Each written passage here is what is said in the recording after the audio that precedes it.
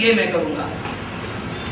दूसरी बच्ची, बहुत सारे केसेस है, दूसरी बच्ची जिसका पूरी बॉडी चॉप करके इतने हाथ, यानी हम लोग ऑनलाइन सब जगह देख चुके हैं पूरी दुनिया में कि क्या उसके हाथ लग सकते हैं, लेकिन नहीं लग सकते क्योंकि यहाँ हल्का सा मांस का सिर्फ लोथड़ा रह गया है। जो पूरी प्रोसेस होती है लड़ने की, उस केस को कोई भी देखेगा तो दहल जाएगा उस लड़की को। 15 साल की बच्ची के साथ किस तरह से उसको मरा हुआ छोड़ के डाल गए थे, कॉमा में भी करीब 1 महीने तक, 27 दिन तक। और उसके बाद क्या हुआ? उसके बाद उसके पिताजी ने, लोग बहुत रोए थे, 15,000 रुपए लेके वापस ले लिया, सारा केस वापस ले लिया। हम अब भी लड़ रहे हैं कि केस हम फिर से उसको शुरू करना चाहते हैं, लेकिन उसके पिताजी कहते हैं हम लोग आएंगे नहीं, हो गया जो कुछ होना। 13 केसेस में से सिर्फ 2 चल रहे हैं, बाकी सब बैक हो गए। यही हालात हैं। बलात्कार लड़कियों के साथ जो होते हैं वो केसेस बहुत कम परसेंटेज ऐसा होता है। पहली बात तो जिनको FIR दर्ज हो जाए ये बहुत बड़ी बात है। आपको याद होगा अभी जो 9 साल की बच्ची है जिसके चाचा और उसके चचेरे भाई ने उसके साथ बलात्कार किया सिर्फ 2 महुए के पेड़ के लिए। वो महुए का पेड़ कुछ मुकदमा चल रहा था और उनके चाचा और उनके हिस्से वो लोग लिए थे, इनके हिस्से में आ गया। गुस्से में आके चाचा और भतीजे और इन लोगों ने 3 लोगों ने मिलकर उस नन्ही सी मासूम बच्ची के साथ बलात्कार करके यहाँ अंगोछे से कस दिया। ऐसा लगता था जैसे ये जल गया है, इतना घाव था उसका। बहुत आंदोलन करने के बाद, सब कुछ करने के बाद अरेस्ट होते हैं वो लोग। लखनऊ से सपा के लोगों का फोन आ जाता है और वो वहीं से छूट जाते हैं। IG ने कहा कि नहीं, बहुत नन्ही सी मासूम बच्ची के साथ बहुत बुरा हुआ है, हम लोग साथ देंगे, लेकिन उनके हाथ बंधे हुए हैं, कोई साथ नहीं दिया, दे ही नहीं सकते बेचारे। अरे जब वो FIR दर्ज करके ऊपर की प्रोसेस में ही नहीं जाने वाला है तो फिर हम लीगल सिस्टम की कहां से बात करेंगे? ये एक केस नहीं है। दहेज हत्या, या हम दहेज हत्या का नाम न दें, पति ने अगर, सास ससुर ने अगर, ससुराल वालों ने बेरहमी से भी मार डाला है तो हम मायके की बात करते हैं, भाई को मार डाला है तो केस लड़ा जाएगा। इन बहन को उसके ससुराल वालों ने मार दिया है, थोड़े दिन तक गर्मी रहती है, ज्यादातर केस बैक हो जाते हैं, कोर्ट में बहुत ज्यादा दिन तक चलते ही नहीं है। अभी बाहर बातचीत हो रही थी, एक महिला को उसके पति ने बेटी होने की वजह से इतना मारा है कि वो वेंटिलेटर में है, ICU में पड़ी है, पता नहीं बचेगी कि नहीं बचेगी। लेकिन 308, 325 बहुत सारी दफाएं लगी, लेकिन उन्होंने उसको अरेस्ट किया और छोड़ दिया वहीं ये थाने से। तो ज्यादा बात हम ना कहते हुए हम ये कहना चाहेंगे कि चाहे लड़की के साथ ICU के अंदर बलात्कार हो रहा हो और हत्या कर दी जाए, चाहे सड़क पे उसके ऊपर तेजाब डाल दिया जाए, चाहे जो कहने के लिए जो उसका अपना घर है जहां वो सबसे सुरक्षित है वहां उसका बाप उसके साथ बलात्कार बेरहमी से कर रहा हो। पहले बहुत कम केसेस ऐसे आते थे, लेकिन अब बहुत केस आने लगे। पिता की, मामा की, चाचा की, बहुत सारे केसेस आने लगे। पहले मेरे पास 1-2 साल के 1-8 केस आते थे, इधर 7-8 सालों में हर एक साल में 12-13-14 का एवरेज होगा, और ज्यादा होगा। पहले भी होता था, बाहर नहीं आते थे, भरोसा नहीं था उन्हें। तो हम बस यही कहना चाहते हैं कि हमें इसको समझना होगा।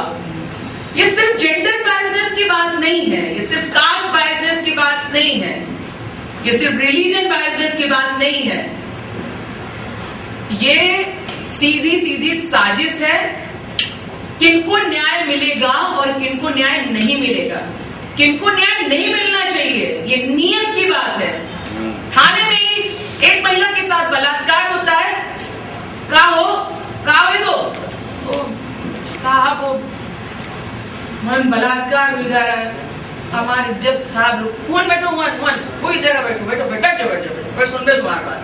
उसके बाद माँ की, बहन की, सब गालियां जोर जोर से लोगों को दे रहे हैं, बात कर रहे हैं। हाँ क्या बात है भाई, बहुत परेशान हो, इधर आओ, ये बैठो सामने, बताओ क्या हो, इधर लड़ पई हो? नहीं, हम पूछ रहे हैं कि जो जिनके खिलाफ तुम आज बोले आई हो, लड़ पई हो, समझौता तो न कर रहे हो तुम, हैं? लड़ोगी? लिखाओ इसका केस, लिखाओ, देखें कैसे ये लड़ेगी उनसे, लिखाओ इससे। कुछ नहीं मिलने वाला है तुम्हें, अभी हम बता रहे हैं, उन्हें बुलाते हैं, बताना उनके सामने। यहाँ नहीं बता पाओगी तो वहां क्या बताओगी? नन्ही बच्चियों के साथ बलात्कार होता है, उनसे वहां किस तरह से बात किया जाता है? हमें लगता नहीं है कि ये दुनिया हमारे लिए है, हमें नहीं लगता है ये दुनिया दलितों के लिए है, ये दुनिया गरीबों के लिए है, और ये दुनिया महिलाओं के लिए है। हमें नहीं मालूम कि कब सीमा आजाद की तरह फिर से हमारे जैसे लोगों को अंदर कर दिया जाएगा, किसी भी उसमें, हमें नहीं मालूम है। लेकिन कम से कम जब तक हम हैं, हम चिल्ला रहे हैं, हम चीख रहे हैं, हम जस्टिस दिलाने की कोशिश कर रहे हैं, और बहुत खुशी होती है कि एचआरएलएम जैसे संस्थाएं, कॉलिंग जैसे लोग कम से कम देश भर में एक अलग जगाने की तो कोशिश कर रहे हैं, ज्यादा से ज्यादा लोगों को झकझोरने की कोशिश तो कर रहे हैं। लेकिन हमारी सिर्फ ये दस्तक है। हमें रोज लगता है कि अपमान हो रहा है, हर जगह अपमान हो रहा है। तो हमें ये देखना होगा कि जस्टिस की बात शुरू कहां से होती है। जस्टिस की बात उस जगह से शुरू होती है कि जहां वो एक दलित, एक गरीब, एक महिला जब ये सोचती है कि हमें न्याय मिलना चाहिए, न्याय मिलेगा कि नहीं मिलेगा, यहाँ से जब वो सोचना शुरू करती है और जब वो रेंगना शुरू करती है, डर डर के जाना शुरू करती है, एप्लीकेशन लिखना शुरू करती है। अब एप्लीकेशन की कोई रिसीविंग नहीं मिलती है, कहीं नहीं मिलती। क्या करोगे रिसीविंग लेके? ये एक नियम हो गया है कि नहीं मिलेगी। एक महिला के साथ उसके हाथ पैर तोड़ दिए उसके आदमी ने, वो हॉस्पिटल में एडमिट है, यहाँ परामर्श के लिए बुलाया जा रहा है। उसको जान से मारने की कोशिश की, बोले कोई बात नहीं, ले आओ परामर्श। ये हमारे यहाँ का नियम है, डीआईजी कह रहा है हमारे यहाँ का नियम है। आपने एप्लीकेशन दी, हम परामर्श के लिए, ये एक और नया वो शुरू हो गया। हम लोग परामर्श की बात कर रहे थे तो किस लेवल पे कर रहे थे, आज पूरे हिंदुस्तान में ये हो गया है कि पति ने पत्नी को मारा तो परामर्श के लिए बुलाया जाएगा, चाहे उसने जान से मारने के लिए गला दवा दिया, वो आईसीयू में पड़ी हो, फिर भी परामर्श के लिए बुलाया जाएगा। रियली तो हमको लगता है कि हमको बहुत नए सिरे से इस दुनिया को, ये बहुत दरद गई है, पूरी दुनिया ऐसे हो गई है। उसको पैबंद लगाने के लिए सोचना पड़ेगा, उसको सिलने के लिए जहां जहां सिलन खुली है, बहुत बड़ी सिलन खुली है, कैसे उसको सिलना है इसको देखना पड़ेगा। धन्यवाद। सीधे तौर पर कॉलिन साहब से अनुरोध करता हूँ कि हमें और विभिन्न विषयों पर जो आज देश में एक आम आदमी की जो समस्याएं हैं और जो न्यायिक व्यवस्था है, क्योंकि मैंने देखा अभी बहुत सारे लोग बता रहे थे कि जो लोअर जुडिशियरी में तमाम सारी समस्याएं हैं, तो उन्हें तो तजुर्बा है कि जो देश की सबसे बड़ी जुडिशरी है वहाँ भी सब क्या कुछ हो रहा है।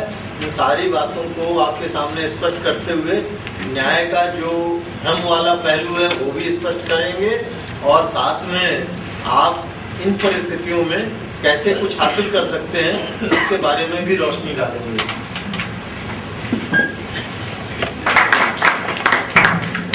नीलम जी बहुत बहुत शुक्रिया। आपको सुनने के बाद हैरान हो जाता है।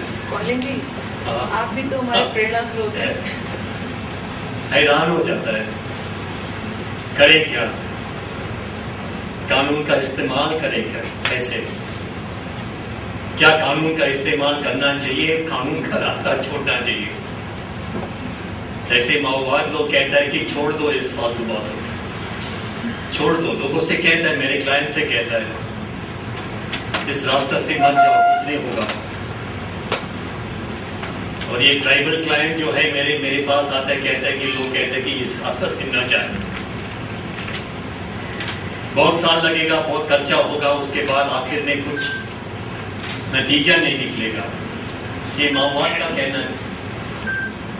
और सच में मुझे लगता है कि इसमें कोई गलती नहीं है, उनका कहने में जो है, उनका एनालिसिस में और उनका प्रेडिक्शन में कोई गलती नहीं है। समय लगेगा, खर्चा होगा,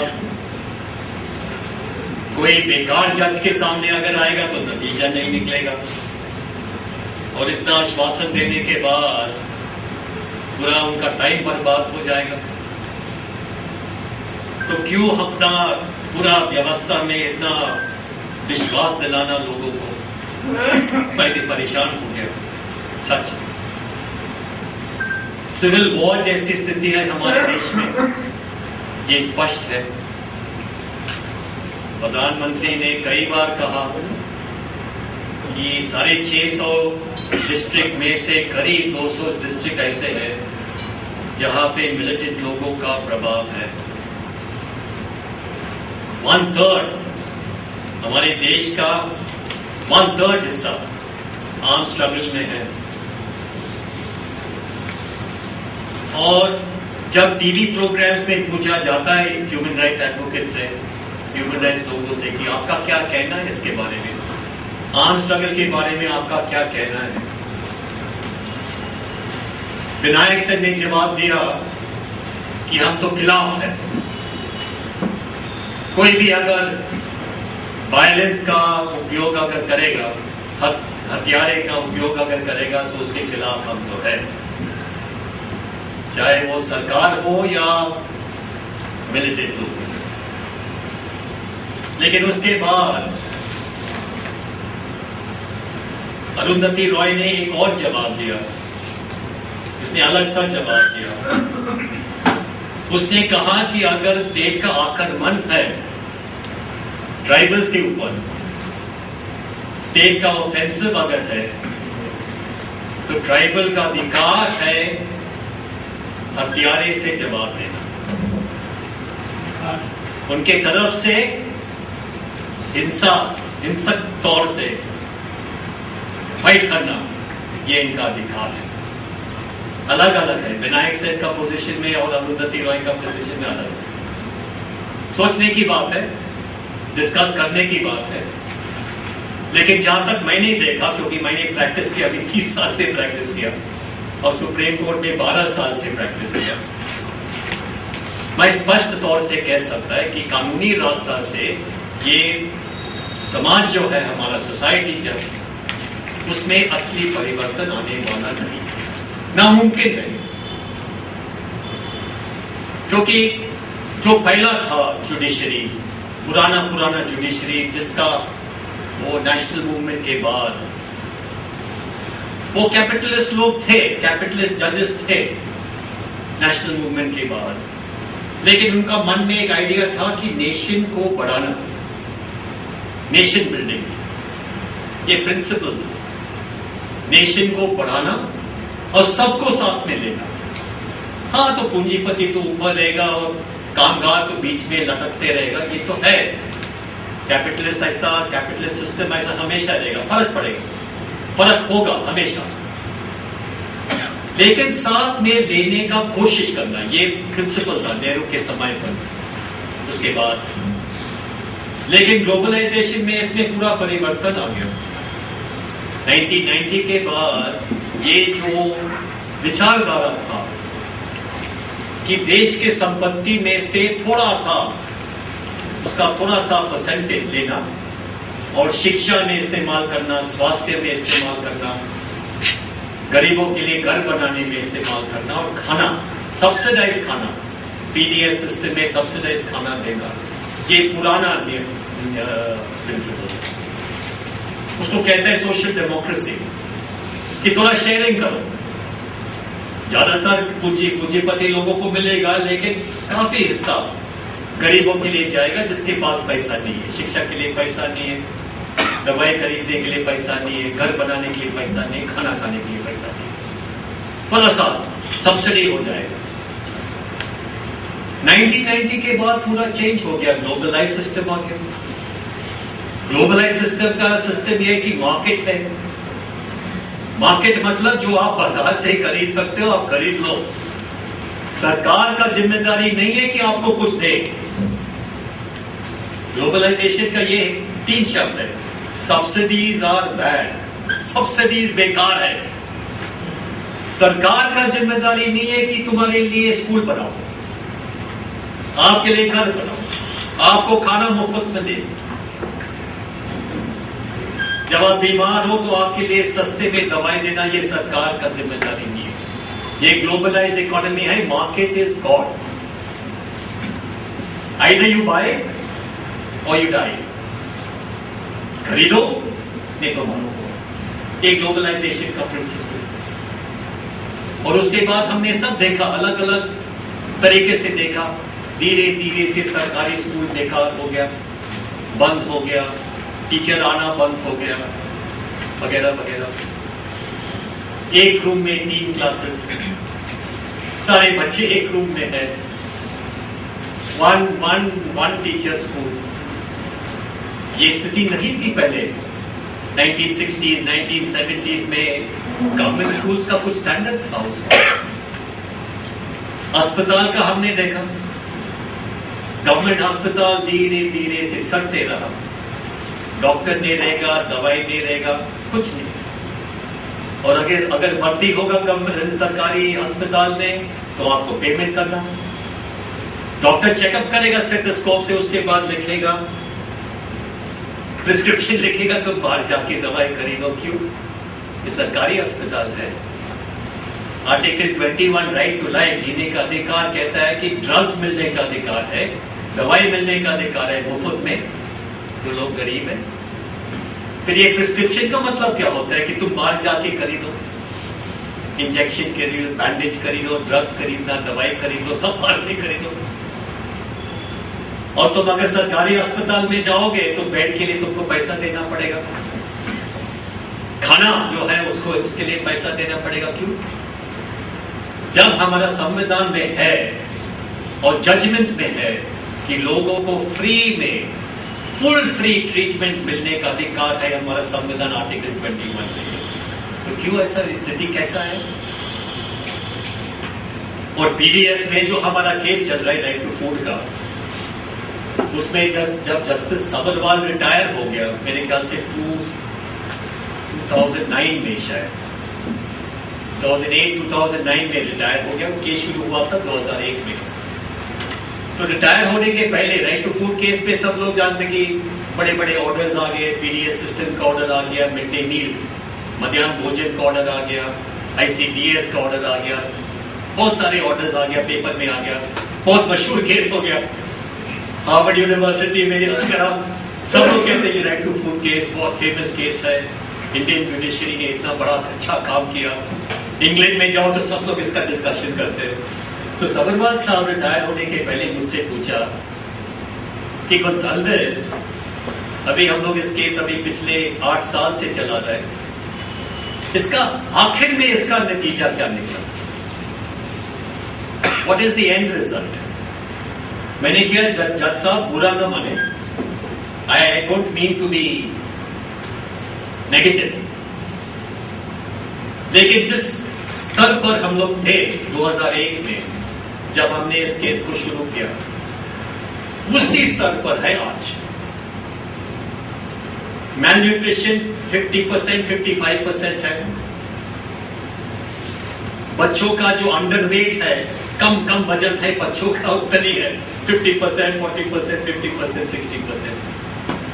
महिलाओं में जो एनीमिया है, ब्लड की कमी, उतना ही है 50-55%। भूखमरी उतना ही है, कुछ फर्क नहीं पड़ा। हाँ, ये सिर्फ ये कि केस की वजह से हम लोग पीछे नहीं गए, क्योंकि ये जो प्राइम मिनिस्टर है अपना मनमोहन सिंह और मॉन्टेक सिंह अहलूवालिया, ये जो लोग जो कंट्रोल करते हैं सारे प्रोग्राम्स, उन लोगों को पीडीएस सिस्टम बंद करने का था, ये सारे राशन दुकानें बंद करने का था। और ये आईसीडीएस जो सप्लीमेंट्री न्यूट्रिशन है आंगनवाड़ी में, वो पूरा सिस्टम बंद करने का।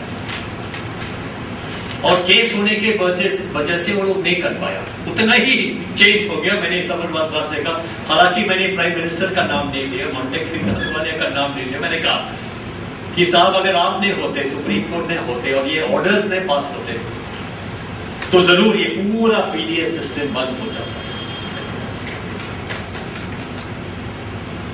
माओवादी का कहना है कि अगर बंद होता तो ज्यादा अच्छा है, तो क्रांति जल्दी आ जाएगा। ये भी शायद सोचने वाली बात है, लेकिन फिर भी ये स्थिति है हमारे देश में। तो करें क्या? फिर भी ह्यूमन राइट्स लॉ नेटवर्क जो है, जितना मतलब फाइट करने का चांस है उतना हम लोग फाइट करते हैं। और मैंने ये कैसे रास्ता दिखाया, ये है हमारा काम करने का मतलब ये नहीं कि व्यक्तिगत केस करते रहे। करना जरूरी है, क्योंकि गरीबों के लिए, पीड़ित वर्गों के लिए उनका व्यक्तिगत केस न करेगा तो मरेगा, तो करना जरूरी है। लेकिन व्यक्तिगत लिटिगेशन से सीमित रहना ये ठीक नहीं है। हम जो हमारा कामगार दृष्टिकोण जो है, पीड़ित वर्गों का दृष्टिकोण जो है, मूवमेंट का दृष्टिकोण जो है, वो तो कोर्ट के लड़ाई में लाना चाहिए, ताकि हम कुछ हद तक ये पूंजीपति लोगों को रोक सकेगा। और हमारा जो समाजवादी जैसा